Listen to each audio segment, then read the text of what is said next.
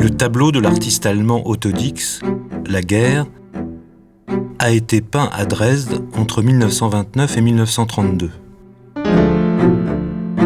C'est dans un des musées de cette ville, situé dans l'est de l'Allemagne, qu'il est aujourd'hui exposé. L'œuvre est composée de panneaux de bois assemblés à la manière des triptyques d'église. Un panneau central de 2 mètres par 2 mètres, encadré par 2 volets plus étroits. Un 4e élément, la prédelle, vient compléter l'ensemble. Les triptyques avaient autrefois une fonction purement religieuse. Situés dans les églises, derrière les autels, ils représentaient en général le Christ, la Vierge Marie et les saints du paradis. À première vue, la peinture d'Otto Dix ne semble pas porteuse d'un message religieux. Il s'agit d'une évocation des combats de la Première Guerre mondiale à laquelle le peintre a participé en tant que simple soldat de l'armée allemande. Chaque panneau évoque un moment précis de la bataille. À gauche, une colonne de soldats allemands sort de la brume. Équipés de leurs fusils et de leurs pactages, ils se dirigent vers le front. Au milieu, le champ de bataille. L'auteur met en scène un spectacle hallucinant. Dans un paysage dévasté, des cadavres déchiquetés, disloqués, percés de balles, le sang et les entrailles se mêlent à la boue. Un squelette, emmêlé le long d'une tige métallique, est suspendu dans l'air. Comme dans une danse macabre du Moyen-Âge, il ricane et montre le chemin. Direction, la mort. Au-dessous, un soldat immobile, le visage couvert d'un masque à gaz. Un autre se terre dans un abri. À droite, Otto Dix s'est représenté lui-même, sauvant un camarade de combat blessé. À leurs pieds, un 3e combattant, rampant parmi les décombres. 3 personnages allongés occupent presque tout l'espace de la prédelle. Curieusement, cette image d'Apocalypse s'inscrit dans une composition rigoureusement symétrique, dans le plus pur style classique.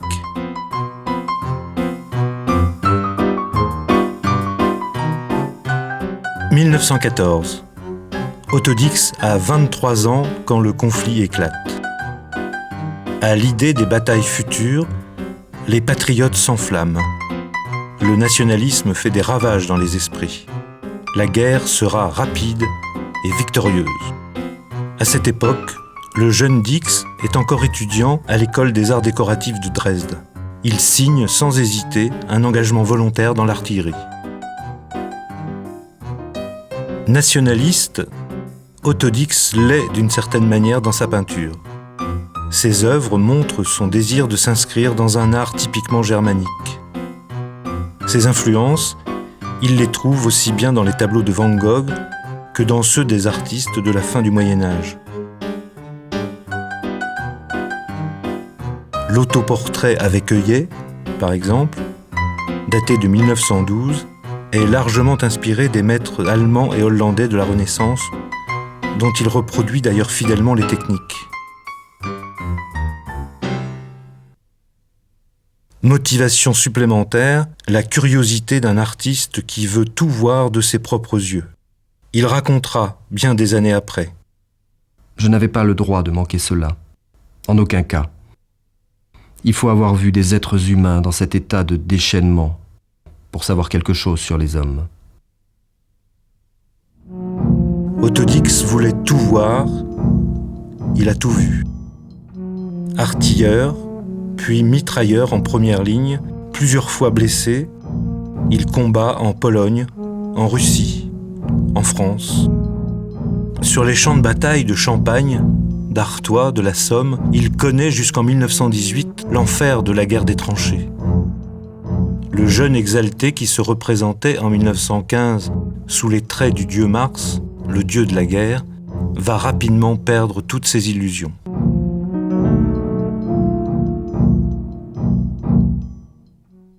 Sous l'uniforme, le combattant reste avant tout un artiste.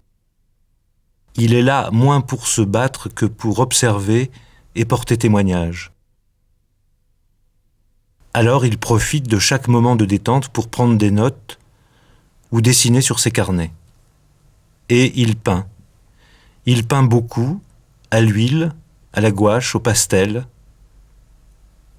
Peu de détails. C'est par l'éclatement des formes et des couleurs qu'il cherche à évoquer la violence qui frappe les hommes, les destructions, la métamorphose de la terre bouleversée par les obus. Des images souvent fortes, mais qui ne dégagent pourtant pas la même impression d'angoisse que le triptyque de Dresde.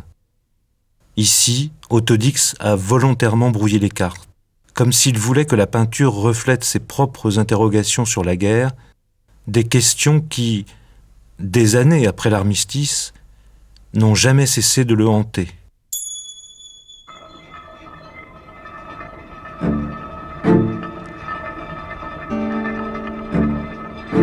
Face au tableau, le spectateur manque de points de repère, ne peut se raccrocher à aucune certitude. D'où viennent, où vont ces soldats qui émergent un instant de la brume?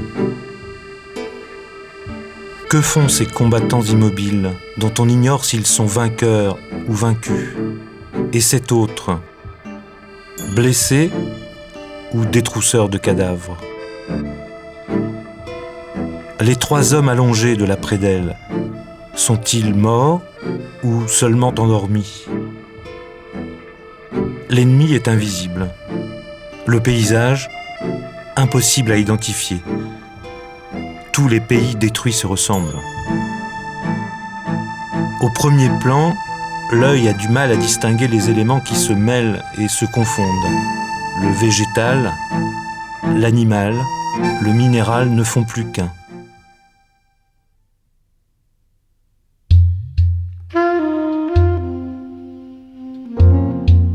Pendant toute la période de la République de Weimar, le thème de la guerre a obsédé Autodix. Il en a délibérément montré ce que peu de gens souhaitaient voir. La peur, la souffrance, les cadavres en décomposition, mais aussi le drame des survivants dans le Berlin des années folles. Mutilés, gueules cassées, vies brisées dans l'indifférence générale. C'est le thème de son premier triptyque, La Grande Ville.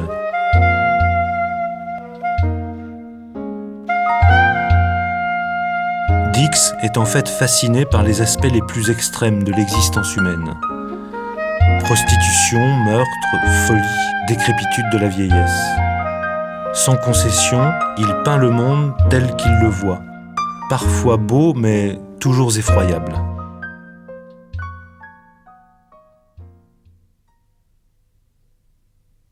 On l'a souvent comparé à son compère George Grosz, qui s'est livré dans toute son œuvre à une critique implacable de l'ordre social et économique de son temps. Pourtant, les deux hommes ne peignent pas exactement pour les mêmes raisons.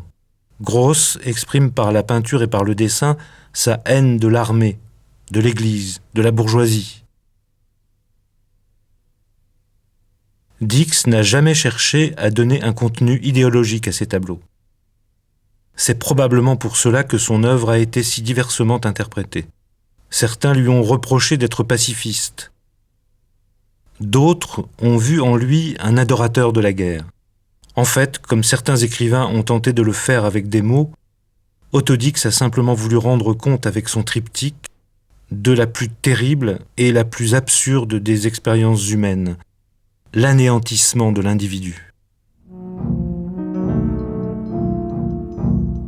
L'œuvre n'est d'ailleurs pas sans rapport avec la littérature. 2 panneaux, au moins, évoquent directement des passages du célèbre roman d'Éric Maria Remarque, « À l'Ouest, rien de nouveau ». Sur la route, passent des troupes. Les casques d'acier luisent au clair de lune, avec des reflets mat. Les têtes et les fusils émergent de la blancheur du brouillard. Dix a également imaginé la prédelle à partir d'un épisode dans lequel Remarque raconte que pendant leur sommeil, les soldats devaient protéger leur nourriture contre les incursions des rats. Sur un dessin préparatoire, figure en effet le sac suspendu au-dessus des hommes. Dans le travail final, le sac a disparu, mais les rats sont bien là. Il ne s'agit donc pas de cadavres, mais de soldats endormis. Détail curieux, le peintre a donné à l'homme du premier plan le visage de son propre père. Comme dans les romans de Remarque, enfin, le tableau s'achève sur une note d'espoir. Au bout de la lecture, c'est-à-dire sur le panneau de droite, c'est la fraternité qui l'emporte. Malgré cela, ses contemporains n'ont pas toujours fait bon accueil à la peinture d'Autodix. Certains la jugent à vomir. Il est vrai qu'un tel étalage d'horreur amène le spectateur à s'interroger sur la fonction de la peinture. Qu'est-ce qu'un bon tableau ?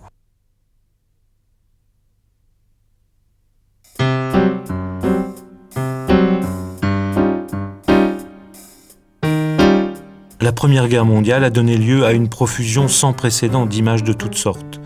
Cartes postales, affiches. La plupart donnent de la guerre une vision bien éloignée de la réalité.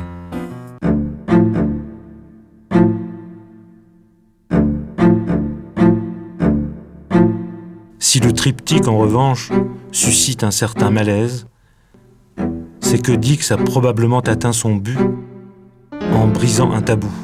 Dévoiler la nature même de la guerre, sa profonde inhumanité, source d'angoisse et de souffrance. De ce point de vue, on peut le comparer à une célèbre peinture allemande du début du XVIe siècle, le rétable d'Isenheim de Matthias Grünewald, aujourd'hui exposé au musée de Colmar.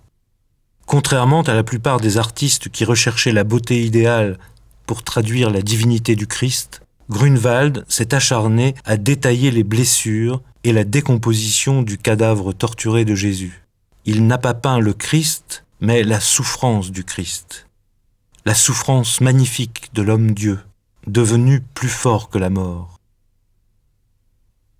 Autodix, comme tous les peintres allemands, connaissait bien l'œuvre de Grünewald et lui vouait une grande admiration. Le cadavre criblé de balles et d'éclats, qui repose bizarrement, les jambes en l'air et les bras en croix, est une allusion évidente au Christ de Colmar. Et il faut sans doute voir dans le doigt pointé du squelette une réplique du geste de saint Jean-Baptiste désignant Jésus.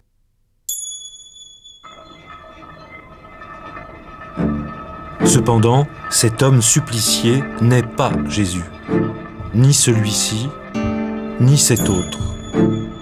En bas, à gauche du panneau central, gît la dépouille d'un soldat décapité dont la tête a roulé au sol. Les barbelés lui font comme une couronne d'épines. Le Christ, cette fois, est bien mort et sans espoir de résurrection. On retrouve donc sous le pinceau d'Autodix un des aspects essentiels de la pensée du philosophe Nietzsche, qui, dans ses ouvrages, proclamait la mort de Dieu.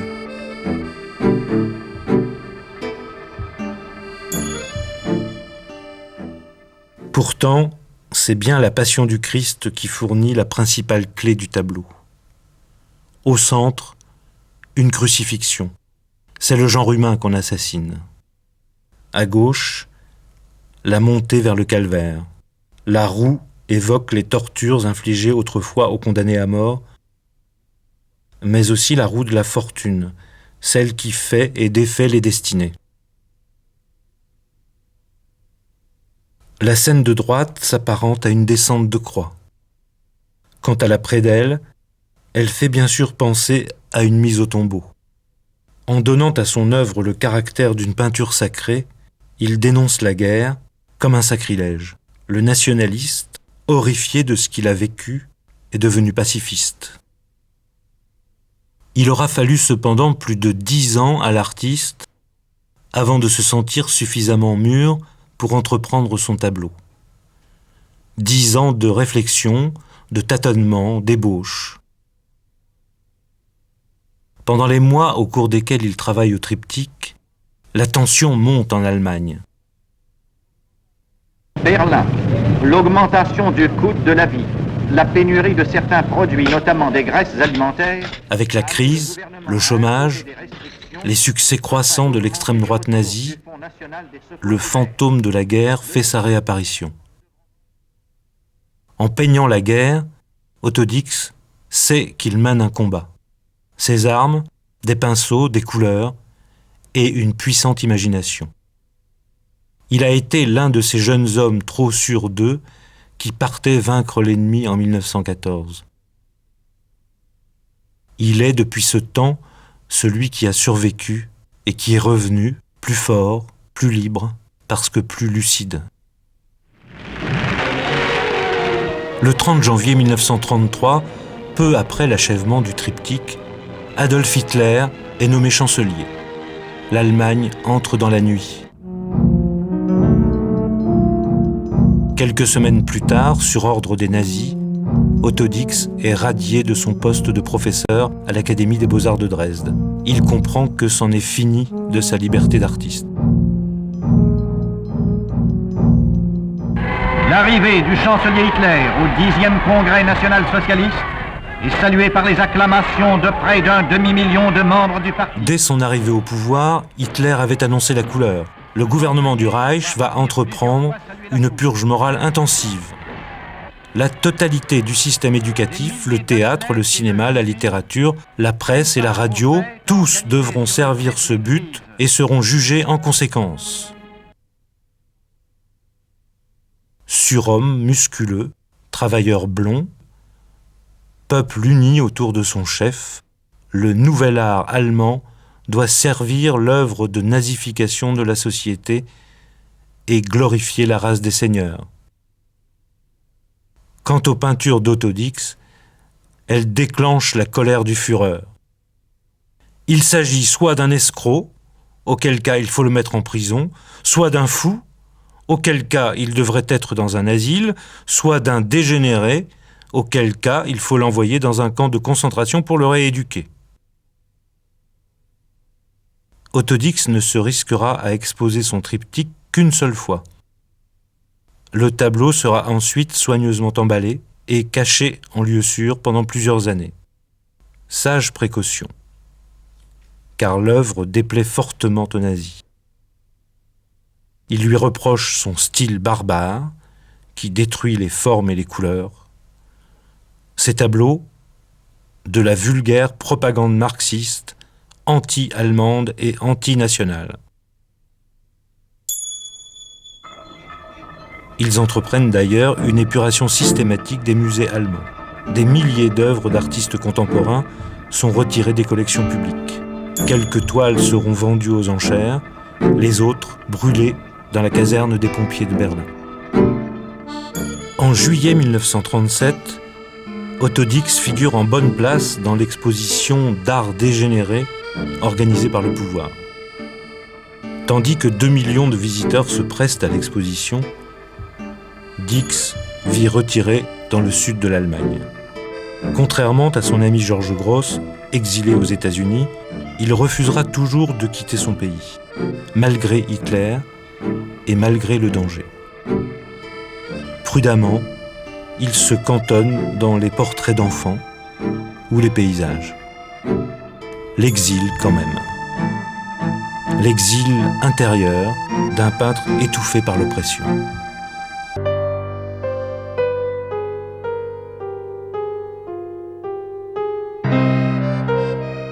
Aujourd'hui, les derniers vieux nazis sont morts. L'histoire les a jugés et condamnés. Les combats meurtrissent encore le monde. Otto Dix aussi a disparu. Mais dans un musée de Dresde, la ville de sa jeunesse, détruite par les bombes en 1945, 4 panneaux de bois proclament inlassablement son dégoût de la guerre. De toutes les guerres.